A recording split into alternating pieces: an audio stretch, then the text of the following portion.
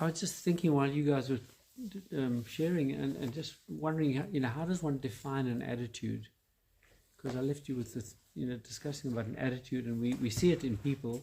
We don't know if we see it in ourselves, but if we had to say, what attitudes do I embody, do I carry, what would we say? What is an attitude? Is it a set way of thinking?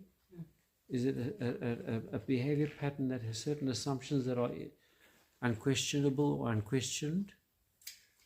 We normally say somebody's got an attitude when they're a little bit arrogant or a little bit proud or a little bit sort of aloof or a little bit difficult, fussy or cheeky or something. What do you think? What's an attitude? I think of it as a preset judgment, as a preset pattern of being, and it's hard to change. Isn't an attitude more something immovable? If somebody is very flexible, you don't think of them as having attitude, but when somebody has a particular way and say, it's got to be like that, it's usually because it's settled or it's rigid that we bump into it, as you say, and we might resist it, we might be victims of it and sort of react to it, or we might have our own attitude, which also we might actually match up with theirs,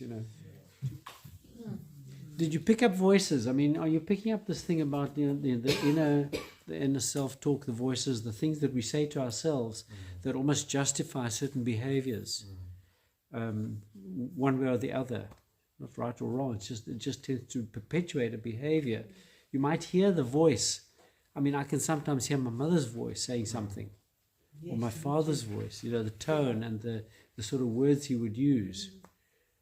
And that has a certain effect on me because it hooks me into a pattern of behavior with him or relationship with him. So, and for all of us, look at your parents' attitudes and how they've come into us, and we repeat them exactly or in reverse, because that's what we know. So, there's a lot of continuation of pattern of familial patterns.